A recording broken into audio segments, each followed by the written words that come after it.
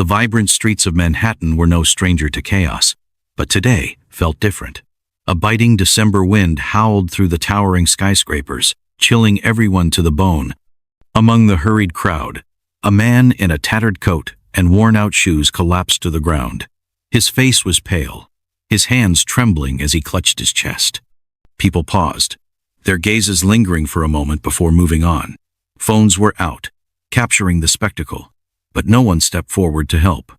A black limousine rolled to a stop nearby, unnoticed at first. From it emerged Barron Trump, his tall frame striking against the bleak city backdrop. Known for his composed demeanor and luxurious lifestyle, no one expected him to notice, let alone care. But he did. Barron's sharp blue eyes scanned the man, his face flickering with something resembling concern.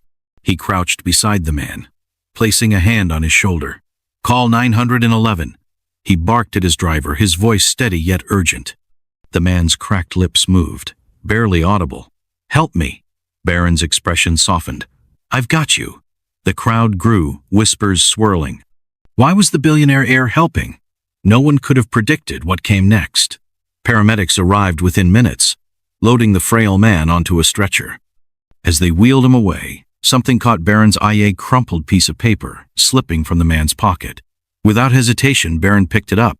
It was a note, scrawled in shaky handwriting. The words stopped him cold. "To anyone who finds this, I'm sorry. I failed. Please take care of my daughter. Her name is Lily." Barron's heart thudded in his chest. A million questions raced through his mind. Who was this man? Where was Lily? Why did this feel personal? He slipped the note into his pocket, his mind made up. He wasn't going to let this man's plea go unanswered. "Follow the ambulance," he instructed his driver. As the car eased back into traffic, Barron gazed out the window, his mind restless. For years, the world saw him as nothing more than the son of a billionaire, a figurehead of privilege. But today, something stirred in him. This wasn't about wealth or fame. It was about doing the right thing. He had no idea that this choice would change his life forever. The hospital smelled of antiseptic and desperation. Barron sat stiffly in the waiting room, ignoring the curious stares from nurses and patients alike. He wasn't here to impress anyone. When the doctor finally emerged, Barron was on his feet instantly. "How is he?" "Stable for now," the doctor replied. "But he's malnourished and suffering from exhaustion. Do you know him?" Barron hesitated. "Not really, but I found this." He handed over the note. The doctor frowned. "His daughter? He hasn't mentioned a daughter. Can I see him?" Barron asked. The doctor nodded. As Barron stepped into the dimly lit room, he felt a pang in his chest. The man looked so fragile, barely clinging to life.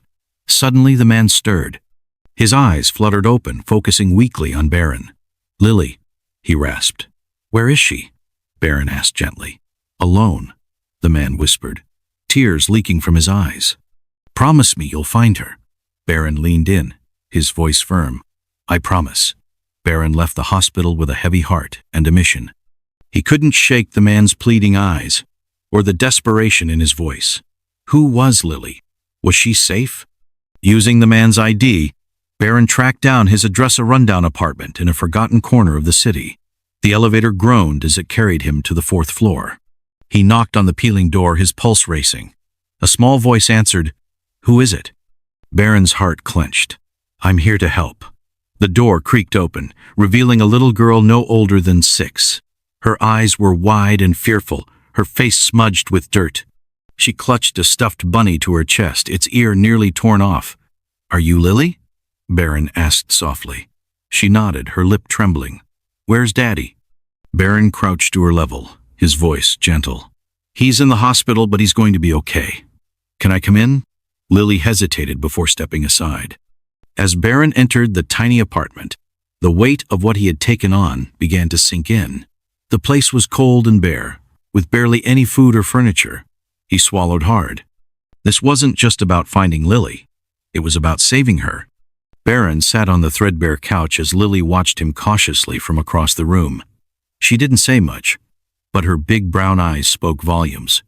She was scared, hungry, and alone. "Do you like pizza?" Barron asked, breaking the silence. Her eyes lit up, but she quickly looked down, as if afraid to hope. Daddy says we can't afford it. Well, today's special, Barron said with a small smile. Let's get pizza. For the first time, Lily smiled, a small, shy curve of her lips. Barron's chest tightened. How long had it been since this little girl had felt happy? The pizza arrived quickly, and they ate on the floor, laughing as Lily wiped sauce from her chin. For a moment, the bleakness of the apartment melted away, replaced by warmth and light. After dinner, Barron tucked Lily into bed, promising her he'd stay nearby. As she drifted off, clutching her bunny, Barron made a silent vow. This wasn't temporary. He wasn't going to walk away after one act of kindness. He was going to fight for Lily, for her father, and for a life they both deserved. But he couldn't shake the feeling that something bigger, something darker, was yet to come. The night was cold, and Barron could hear the wind rattling the windows of Lily's tiny apartment. He sat on the worn-out couch, unable to sleep. Every creak of the old building felt loud in the stillness, but his thoughts were louder. His phone buzzed on the coffee table, breaking the silence. He hesitated before picking it up. Barron, the voice on the other end said. It was his father. What's going on? You didn't come home tonight. I found something important, Barron replied quietly, not wanting to wake Lily. Important? His father paused. What kind of important? I'll explain later, Barron said, his tone firm. But I need to stay here. He ended the call before more questions could come. He wasn't sure how to explain what had happened, not yet. Barron looked toward Lily's room. The note, her tear-filled eyes, and her fragile hope had all imprinted on him. He had everything, yet this little girl had nothing. As he sat there, a quiet determination took hold. He didn't just want to help. He had to.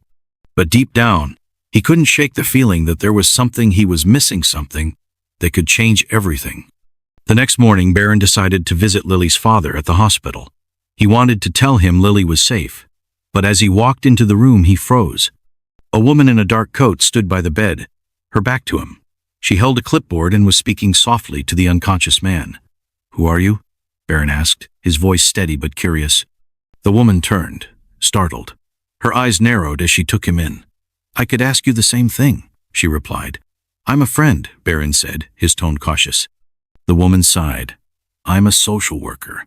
This man is in bad shape, and I've been trying to figure out if he has any family who can take care of his daughter. Barron's stomach churned. Lily is fine. She's with me. The social worker raised an eyebrow. With you? Who are you exactly? Barron hesitated, knowing his name would raise questions. Someone who cares. The woman didn't look convinced. Caring isn't enough.